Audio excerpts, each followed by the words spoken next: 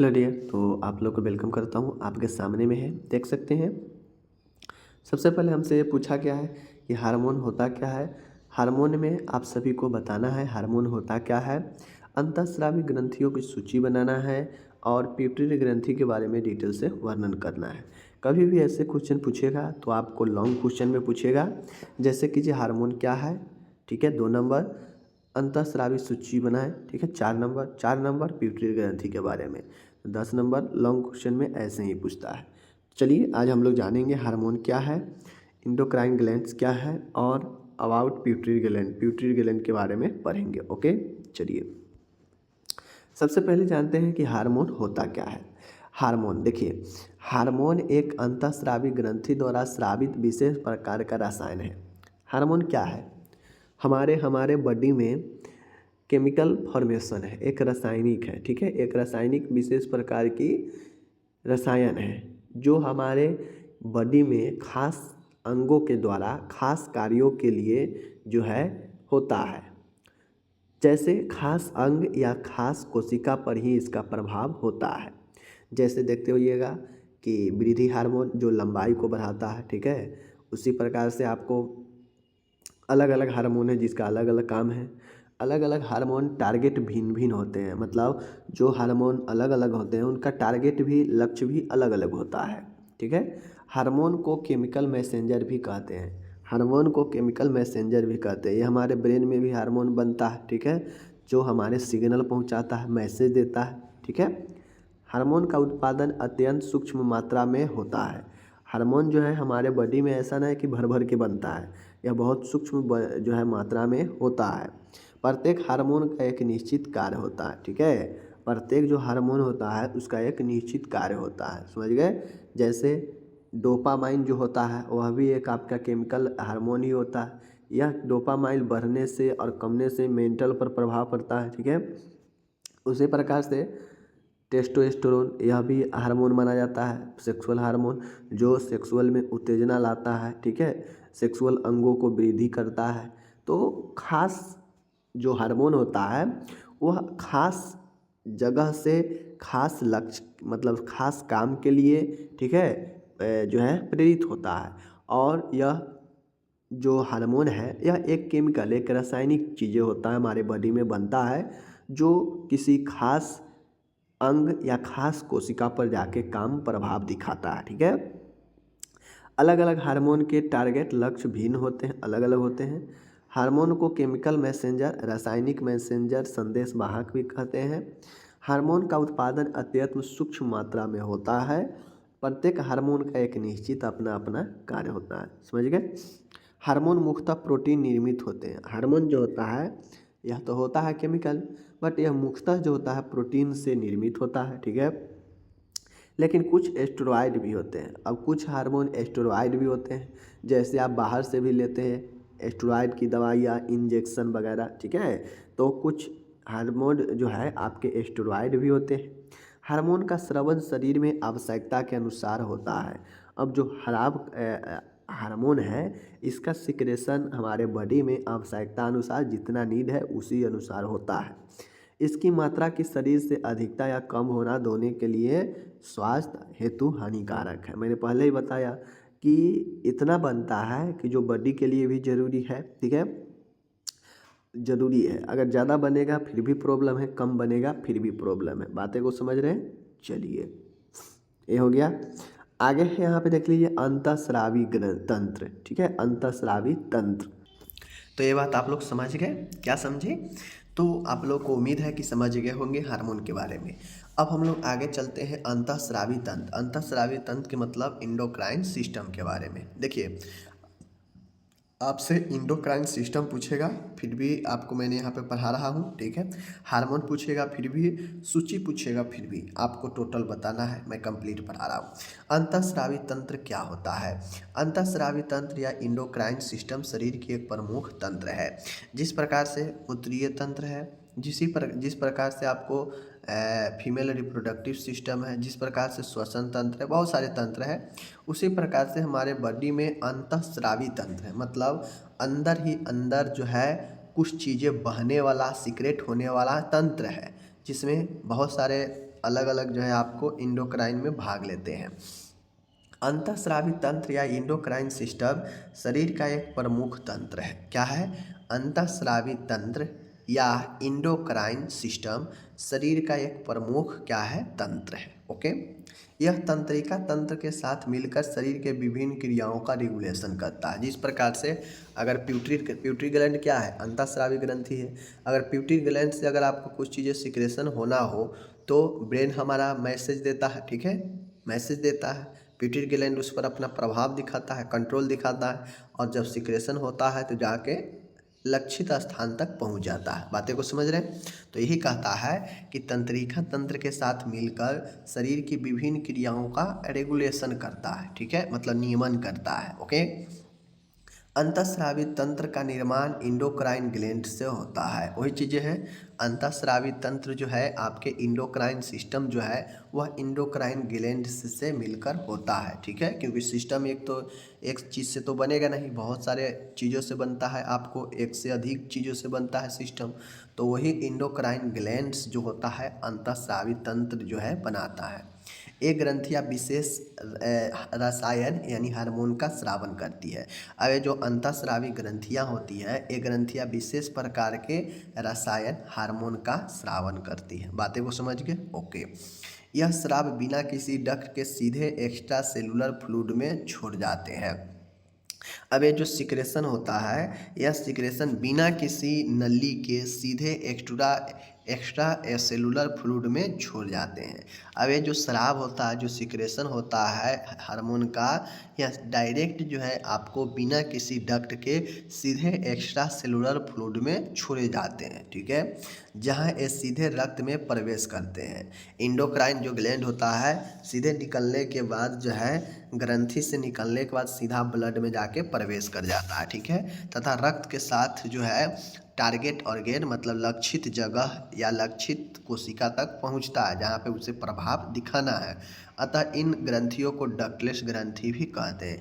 इसीलिए अंतःस्रावी ग्रंथि को डक्टलेस यानी नलिका विहीन ग्रंथि भी कहते हैं, क्योंकि इसमें कोई नलिका नहीं होता है, डायरेक्ट हार्मोन निकलता है ग्रंथि से और वह अंदर जो है ब्लड में जाके मिल जाता है और जहाँ भी उसे ज़रूरी हो जाकर अपना प्रभाव दिखाता है, ठीक है। तो यही जो है आपके अंतःस्रावी तंत्र हो गए। मैंने आपको अच्छे से समझा दिया। ओके, आगे चलते हैं। अब यहाँ पे अंतःस्रावी ग्रंथियों की बहुत सारे आपसे पूछेगा कि अंतःस्रावी तंत्र क्या होते हैं, अंतःस्रावी ग्रंथियों की सूची बनाएं। तो सूची के बारे में आपसे पूछेगा तो देख लीजिए। प्यूटरिड ग्लैंड भी आपके एक प्रकार के अंतःस्रावी ग्रंथि है, ठीक है। थायराइड ग्रंथि भी आपके एक अंतःस्रावी ग्रंथि है।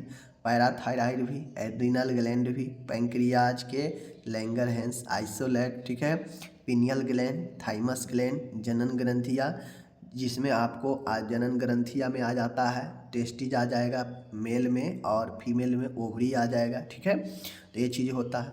तो मैंने ये सब आपको लिस्ट बना दिया है अंतःस्रावी ग्रंथि का। आपको नज़र और सारे ग्रंथियाँ आए तो और सारे ग्रंथि के नाम आप लोग लिखिएगा।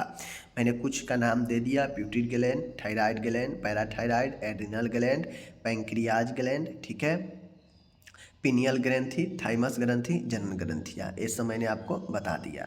अब प्यूटरिड ग्लैंड होता क्या है, प्यूटरिड ग्लैंड के बातें को देखिए। प्यूटरिड ग्लैंड के बारे में आपसे 5 नंबर में भी पूछा जा सकता है, ठीक है, और इस लॉन्ग क्वेश्चन के साथ में भी पूछा जा सकता है। प्यूटरिड ग्रंथि को मास्टर ग्रंथि एवं हाइपोफाइसिस नाम से भी जाना जाता है। प्यूटरिड ग्लैंड को आप लोग जानते हैं कि मास्टर ग्लैंड के नाम से भी हम लोग जानते हैं। प्यूटरिड ग्लैंड क्या है? तो प्यूटरिड ग्लैंड के बारे में अगर आपसे पूछे तो प्यूटरिड ग्लैंड के बारे में सीधे बताना है कि यह एक मास्टर ग्रंथि है, ठीक है। इसे हम लोग हाइपोफाइसिस नाम से भी जानते हैं, ठीक है, इसे हाइपोफाइसिस नाम से भी जानते हैं। यह स्कल के स्फिनोइड अस्थि के सेला टुर्सिसा या हाइपोफिशियल फोसा में हाइपोथैलेमस के नीचे स्थित होती है। यह आकार में मटर के दाने के समान भूरे रंग की ग्रंथि होती है, ठीक है। सबसे पहले आपसे पूछे यह खोपड़ी के स्फिनोइड अस्थि के सेला टुर्सिया, ठीक है, या फिर हाइपोफिशियल फोसा में हाइपोथैलेमस के नीचे स्थित होती है। मतलब यह कहाँ स्थित होती है, पता हो गया कि खोपड़ी के स्फिनोइड अस्थि के सेला टुर्सिका या हाइपोफिशियल फोसा में हाइपोथैलेमस के नीचे स्थित होती है। यह आकार में मटर के दाने के समान भूरे रंग की ग्रंथि होती है। ओके, यह मस्तिष्क के बेस में ऑप्टिक कियास्मा के न्यूरल स्टोक द्वारा जुड़ी रहती है। ठीक है, यह मस्तिष्क के बेस में आधार में जो ऑप्टिक चैस्मा है उसके न्यूरल, ठीक है, न्यूरल स्टोक द्वारा जुड़ी रहती है। ओके, आगे है, यह अत्यंत महत्वपूर्ण ग्रंथि है क्योंकि यह अन्य अंतःस्रावी ग्रंथियों को हार्मोन स्रावन हेतु प्रेरित करता है। क्या करता है? यह अत्यंत महत्वपूर्ण ग्रंथि है क्योंकि यह अन्य अंतःस्रावी ग्रंथियों को हार्मोन स्रावन हेतु प्रेरित करता है। मतलब यह रेगुलेट करता है, प्रेरित भी करता है अन्य हार्मोनों के लिए। यह देखता है कि कौन से हार्मोन का कब जरूरी है और उससे प्रेरित करता है कि भाई तुम्हारा ज़रूरी अब आ गया है, चलो तुम अपना काम शुरू करो, इस टाइप से। इसीलिए इसे मास्टर ग्रंथि भी कहते हैं क्योंकि यह सभी बहुत सारे हार्मोनों को रेगुलेट करता है, ग्रंथियों को। ठीक है, आगे चलिए। अब इसमें दो खंड होता है, एक होता है आगे का खंड एंटेरियर, पीछे का खंड पोस्टेरियर। समझ गए? एडेनोआइन हाइपोसिस होता है और इसे न्यूरोफाइसोसिस कहते हैं। ठीक है, तो देख लीजिए, अग्रखंड एडिनो हाइपोफाइसिस, एडिनो हाइपोफाइसिस और पश्चखंड न्यूरो हाइपोफाइसिस। ठीक है, पश्चखंड न्यूरो हाइपोफाइसिस होता है, अग्रखंड एडिनो हाइपोफाइसिस होता है। तो ये दोनों याद रखिएगा, एंटेरियर खंड और पोस्टेरियर खंड। ओके, अब आपको समझ में आ गया कि अग्रखंड एडिनो हाइपोसिस और पश्चखंड न्यूरो हाइपोफाइसिस। ओके, आगे चलिए।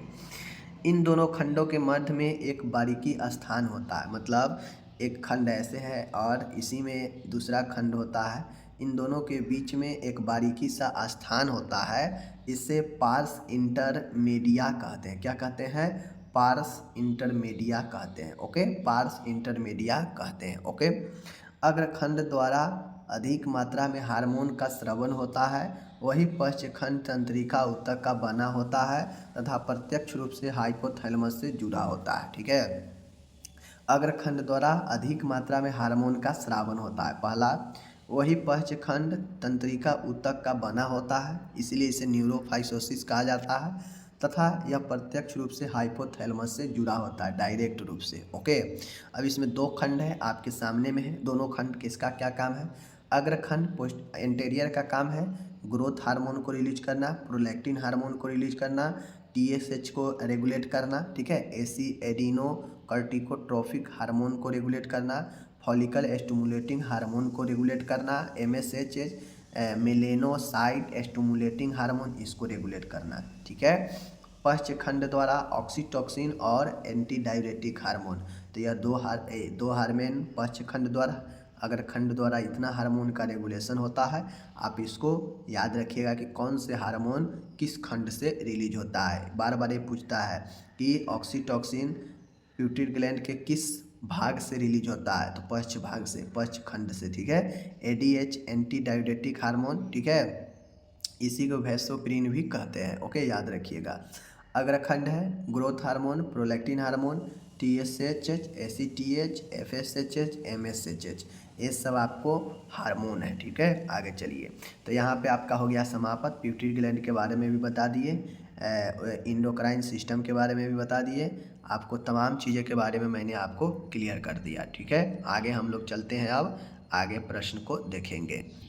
अब आता है उत्सर्जन तंत्र के बारे में। आपसे एग्जाम में पूछा जा सकता है कि उत्सर्जन तंत्र के बारे में बताइए। क्या चीज़? उत्सर्जन तंत्र के बारे में बताइए। ठीक है, तो उत्सर्जन तंत्र, मनुष्यों द्वारा उत्सर्जन तंत्र शरीर के तरल अपशिष्टों को एकत्रित करता है और उन्हें बाहर निकालने में मदद करता है। उत्सर्जन तंत्र होता क्या है, जिसे हम लोग एक्सक्रेटरी सिस्टम कहते हैं, उत्सर्जन तंत्र, इसका काम क्या है? तो मनुष्यों में उत्सर्जन तंत्र शरीर के तरल अपशिष्टों, मतलब तरल बेकार पदार्थों को एकत्रित करता है और उन्हें बाहर निकालने में मदद करता है। ठीक है, इनमें जो मुख्यतः अंग होते हैं, दो किडनी होते हैं, दो नलिकाएं, मूत्रवाहिनी होती है, दो मूत्राशय एक होता है और एक यूरेथ्रा होता है। तो ये आपको एक मूत्राशय, एक यूरेथ्रा, दो, ये दो 4, ये दो 6, ये 6 को याद रखना है। ठीक है, क्या रखना है? उत्सर्जन तंत्र क्या होता है? तो उत्सर्जन तंत्र वे सभी अंगों को मिलकर बनता है जो उत्सर्जन की क्रिया में भाग लेता है, जो शरीर में बने तरल अपशिष्टों को एकत्रित करके शरीर से बाहर निकालने में मदद करता है, वही हमारा उत्सर्जन तंत्र हो गया। समझ गए? आगे चलिए, ये हो गया उत्सर्जन तंत्र के अंग के बारे में आपको डिस्कस करना पड़ेगा जब 10 नंबर में पूछेगा तो। ठीक है, देख लीजिए उत्सर्जन तंत्र के अंग। पहला है किडनी। शरीर के तरल अपशिष्ट को किडनी की मदद से उत्सर्जित किया जाता है। अब हमारे बॉडी में जो भी वेस्ट पदार्थ तरल के रूप में बनता है उससे शरीर से बाहर निकालने का काम कौन करता है? किडनी करता है। यह संख्या में 2 बीन शेप में होता है जिसका आकार 4-3-2 इंच होता है। यह एब्डोमिनल के पीछे वाले भाग में वर्टेब्रल कॉलम के दोनों तरफ स्थित होता है। तो आप लोग समझ गए कि किडनी क्या करता है? तरल अपशिष्ट को बाहर उत्सर्जन करता है। यह संख्या में 2 होता है जिनका आकार 4-3-2 इंच होता है। यह एब्डोमिनल पश्च भाग में वर्टेब्रल कॉलम के दोनों तरफ स्थित होता है। ठीक है, मतलब यह पेट के पीछे वाले भाग में वर्टेब्रल कॉलम के दोनों तरफ स्थित होता है। ठीक है, किडनी की संरचना में बाहरी भाग रीनल कॉर्टेक्स व भीतरी भाग रीनल मेडुला कहलाता है। अब किडनी का जो संरचना होता है, किडनी के संरचना में जो बाहरी भाग होता है जो किडनी को रक्षा प्रदान करता है वह रीनल कॉर्टेक्स होता है, और जो भीतरी भाग होता है किडनी के अंदर वह रीनल मेडुला कहलाता है। ओके, आगे चलिए। किडनी की संरचना में बाहरी भाग रीनल कॉर्टेक्स व भीतरी भाग रीनल मेडुला कहलाता है। ठीक है, कहता है किडनी की संरचना में बाहरी भाग जो होता है वह रीनल कॉर्टेक्स होता है। समझ गए? रीनल कॉर्टेक्स होता है, भीतरी भाग रीनल मेडुला कहलाता है, बता चुके हैं। रीनल कॉर्टेक्स भाग में मतलब बाहरी वाले भाग में नेफ्रॉन स्थित होता है जो कि किडनी की फंक्शनल यूनिट है, छन्ने की काम करता है। जबकि रीनल मेडुला में कलेक्टिंग ट्यूब स्थित होता है। कलेक्टिंग ट्यूब कहने का मतलब है कि मूत्र नली यहीं से निकलता है। ठीक है, रक्त की वाहिका यहीं प्रवेश करता है, यहीं से निकलता है बाहर। ठीक है, तो ये सब जो नली होता है, मूत्र की नली, रक्त की नली, ये सब कलेक्टिंग ट्यूब होता है। समझ गए? और यह रीनल मेडुला में होता है। जबकि रीनल कॉर्टेक्स में नेफ्रॉन होते हैं जो छन्नी का काम करता है, इसे फंक्शनल यूनिट भी कहते हैं। ओके, किडनी को आर्टरी, रीनल आर्टरी द्वारा रक्त सप्लाई मिलता है। फिल्ट्रेशन के बाद रीनल वेन द्वारा इन्फीरियर वेना कावा में प्रवेश करता है। ठीक है, फिल्ट्रेशन के बाद रक्त जो है रीनल वेन द्वारा इन्फीरियर वेना कावा में प्रवेश करता है। ठीक है, चीज़ों को समझ गए? ओके, अब यहाँ पे कुछ किडनी का कार्य भी हमको जानना चाहिए। किडनी के कांड में ग्लोमेरुलर फिल्ट्रेट उत्पन्न करता है। किडनी क्या करता है? ग्लोमेरुलर फिल्ट्रेट उत्पन्न करता है। यह शरीर में तरल व इलेक्ट्रोलाइट संतुलन उत्पन्न करता है। समझ गए? यह शरीर में बीपी को नॉर्मल बनाए कर रखता है। यह सीरम कैल्शियम पोटेशियम के स्तर में बनाए रखने में सहायक होता है। यह रेनिन और एरिथ्रोपोएटिन का उत्पादन करता है। तो ये आपका हो गया किडनी के कार्य। किडनी के क्या कार्य हो गए? यह ग्लोमेरुलर फिल्ट्रेट उत्पन्न करता है। यह शरीर में तरल और इलेक्ट्रोलाइट को बैलेंस करता है। शरीर में बीपी बनाए रखता है। यह सीरम कैल्शियम पोटेशियम के स्तर को बनाए रखता है। यह रेनिन और इरिथ्रोपोएटिन का उत्पादन करता है। यह वेस्ट पदार्थों को नियंत्रित करता है। यह उत्सर्जन की क्रिया में भाग लेता है। समझ गए? तो ये सारा चीज़ यह अत्यधिक तरल को बाहर निकालता है। ठीक है, तो ये सब समझ गए। अब है यूरेटर। यूरेटर प्रत्येक किडनी से यूरिन एक यूरेटर के माध्यम से मिलकर मूत्राशय यूरिनरी ब्लैडर तक पहुंचता है। जैसे इधर भी किडनी है, इधर भी किडनी है, तो दोनों से एक एक यूरेटर निकलता है। ठीक है, मूत्र वाहिनी। ठीक है, जो क्या करता है? ब्लैडर तक जुड़ा होता है। ये यूरेटर दोनों तरफ यूरिनरी ब्लैडर के पिछले वाले भाग में खुलते हैं, मतलब जुड़े हुए होते हैं। ठीक है, यूरेटर की लंबाई लगभग 25 सेंटीमीटर होती है। यूरिन यूरेटर की मांसपेशीय दीवार की पेरिस्टाल्टिक वेब द्वारा मूत्राशय में पहुंचता है। ठीक है, यूरेटर की लंबाई लगभग 25 सेंटीमीटर होती है। यूरिन यूरेटर की मांसपेशी दीवार की पेरिस्टाल्टिक वेब द्वारा मूत्राशय में पहुंचती है। ओके, आगे चलिए। तीसरा है यूरिनरी ब्लैडर। यूरिनरी ब्लैडर क्या होता है? यह एक लचीली डिस्टेनिसेबल थैलीनुमा अंग है जो सामान्यतः 2000 से 500 ml यूरिन एकत्रित कर सकता है। बातें को समझ रहे हैं। यूरिनरी ब्लैडर यह एक लचीला मतलब मूत्राशय जो है एक लचीला डिस्टेनेबल थैलीनुमा अंग है जो सामान्यतः 250 से 500 ml यूरिन को कलेक्ट कर सकता है। ठीक है, चलिए। ये पेल्विक कैविटी से सिम्फेसिस प्यूबिस के पीछे स्थित होता है। जब इस त्रिकोणाकार अंग में 300 से 500 ml यूरिन एकत्रित हो जाता है तो मूत्र त्याग की इच्छा महसूस होती है। ठीक है, होता यह है, देख लीजिए कि यह पेल्विक कैविटी में सिम्फेसिस प्यूबिस के पीछे स्थित होता है। जब इस त्रिकोणाकार अंग पेल्विक में 300 से 500 ml यूरिन एकत्रित हो जाता है तो मूत्र त्याग करने की इच्छा होती है। जो मूत्र कहाँ होता है? यूरिनरी ब्लैडर में। चौथा है यूरेथ्रा। वह नली जिसके माध्यम से मूत्र शरीर से बाहर निकलता है वह मूत्राशय के मूत्र को खाली कर देता है, जिसे हम लोग यूरेथ्रा कहते हैं। फिगर के माध्यम से समझना चाहते हैं तो समझ लीजिए। ये वाला हो गया किडनी। ठीक है, ये हो गया किडनी। ओके, उसके बाद ये हो गया आपका यूरेटर, नली है, 2 नली निकला है, ये यूरेटर हो गया। यह आपके हो गए ब्लैडर जिसमें मूत्र रहता है, और यह हो गए यूरेथ्रा जो मूत्र को बाहर निकालता है। तो चीज़ों को समझ गए, कोई दिक्कत नहीं। तो उम्मीद है आप लोग अच्छे से समझे होंगे। मैंने तो अच्छे से समझा दिया, बाकी आपका क्या कहना है ज़रूर बताइए कमेंट करके। और जिनको अच्छा लगा है लाइक कर दीजिए, जिनको नहीं अच्छा लगा वो भी लाइक कर दीजिए। मिलते हैं अगले वीडियो में, अपना ख्याल रखिएगा। धन्यवाद। आज 2 महत्वपूर्ण प्रश्न को हमने क्लियर कर लिया।